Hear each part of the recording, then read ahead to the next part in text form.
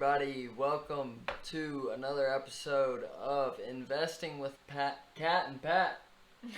Dadgummit, I keep doing that. But she is here today. I'm back. It is Investing with Cat and Pat. Dadgummit. I will get it right one day. But she's here. Okay. Welcome, Catherine. Thank you. It is so nice to have you. Jovi is in the other room. And today our video is going to be bringing you the 10 things you need to bring in a contract agreement when you are dealing with a real estate agent.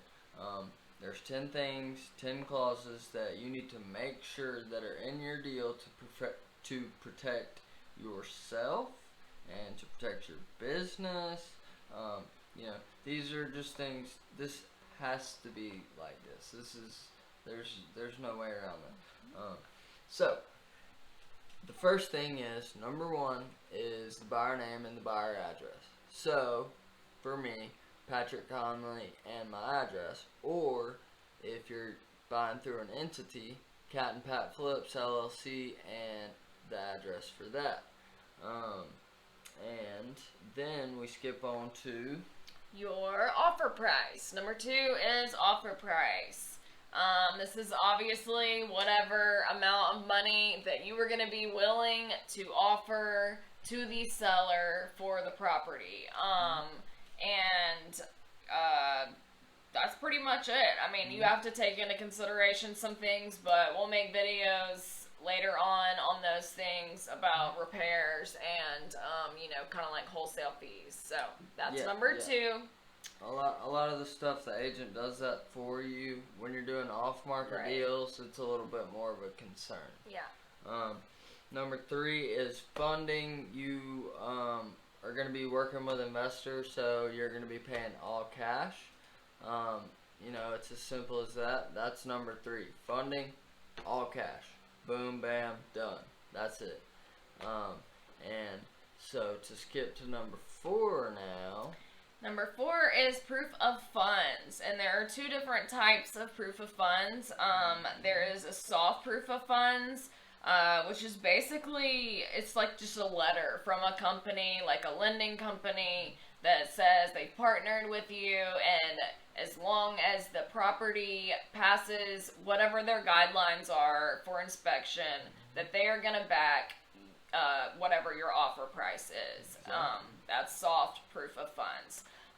The other kind is a hard proof of funds, and basically that's like a bank account statement that literally shows you have the funds in that account available at that moment.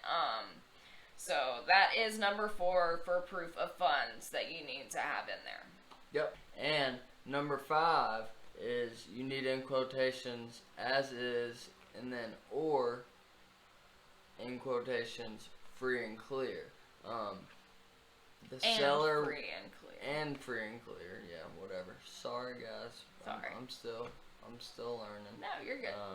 Catherine's still learning. We're still learning. I just wanted it you to guys be accurate. Are learning. Yeah, right. Everybody's learning. Exactly. It's okay. So the seller will make no repairs. They're selling it as is, how it is. They're doing nothing to it. You're buying it exactly how it is, and it's free and clear, and boom, bam, done. That's it, and that is number 5. Okay, number 6 is the inspection contingency.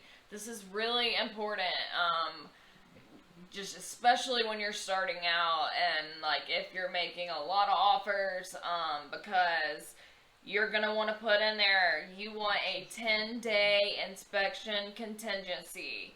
And basically that means you have 10 days to go in the house, check it out, make sure that all your numbers match up with whatever the offer price you gave, and make sure that you can find a cash buyer or investor to buy that house at that offer price.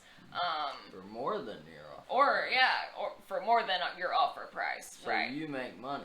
Right, yes. Exactly. Yeah. But basically you just want to make sure that your numbers are on during that 10-day period, and then if your numbers are off and for some reason like the house is in worse condition than you thought and you need to renegotiate. You can either renegotiate and do that, or you can terminate the contract altogether and you lose no money. Yeah. You were like free out of it. And be morally correct Right. when you do something like that. Like, speak to the listing agent you've been working with. Mm-hmm. Hey, man, I can't do it at this price. If we can't get here, then I can't do this deal. If you just ghost them, you're gonna get yourself a bad rep. You don't want those type of things. You want to be doing things on the up and up. NAR's coming anyways. Most people are going to have to be licensed in every state. That is why both of us are just going to go ahead and get licensed. We're working on it right now. About 30-40% done, something like that. 35, I don't know.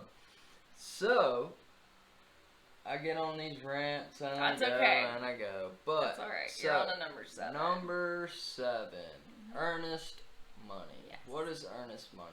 Earnest money is basically money that shows that you are for real about this deal. You're going to have to write a check, or you can do cashier's check, but most people just write checks. It's normally $500 to $1,000. The agent normally will tell you what it is. If you just try to send her a $500 check, she's going to be like, no, this is $1,000. And so any deal I've ever done, it's always been $1,000 with an agent. Yeah. So basically, you send, you write an earnest money check, take it to the broker who is selling the house, and they put it into escrow. And then once you close on the deal, you get that $1,000 back. So you never lose that $1,000. It just goes into showing that you are for real about the deal. Right. And that is earnest money. Okay. So that was 7. And number 8 is closing date. So in there, you're going to put that you want to close within 30 days of the contract being signed, unless the seller agrees to move out sooner. But usually, I think the standard... Or sell sooner. Right. Yes, exactly. Or sell sooner if there are no tenants. But usually I think within 30 days is what you want to put into your agreement. Mm-hmm. Yeah, within 30 days. We can do it, in 10 days if you want to. Right. But investors, most people are going to want to get in there probably as soon as they can. Let's go. Let's make this money. Right. That's how these people every work. situation is different. Some properties have tenants, so we actually had a property where we did have to wait for the tenants to find somewhere else to move before we could close. So... And it didn't end up creating... Yeah, it took a little bit longer. It didn't end up, ruining our deal. But, so things like that can happen. But, so within 30 days is what you want to have in there when you send it to the agent. That's number 8. So number 9 is access to property. Basically, I hate this one because I hate typing it. I don't know why.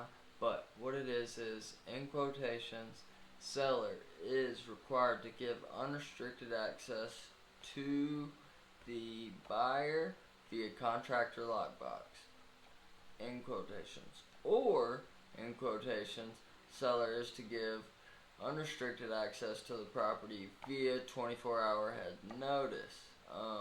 This is so that you and your investor and inspector and whoever else you want to bring in there, you are able to take them in there so that they can see that that's the right property for them, that they want to buy it, that they are good to go, that they are ready, and you can forget about that 10-day contingency after you get that done, because you're good after that. Which brings us to number 10. Okay, and the last one, number 10, is the title company. So you want to have in there, seller agrees to close with title company of buyer's choice. And the reason for that is not all title companies are wholesale friendly. A lot of them are. And you need to be researching those in your area. Market be resourceful. research, Yeah. like I said last video. Right, yeah. Look those things up. Make relationships and get a good rapport with those companies. That way, every deal you make, the title company you're going to use. So that is number 10. Title company of your choice. Yep, and just with what she was just saying, TTP, talk to people. Get on the phone. Stop being so scared, man. Pick it up, call them. There's like 7 billion people in this world. Like, I don't even know how many it is, but like, they don't care about you, bro. If this changes your life forever, are you really gonna be scared to pick up the phone?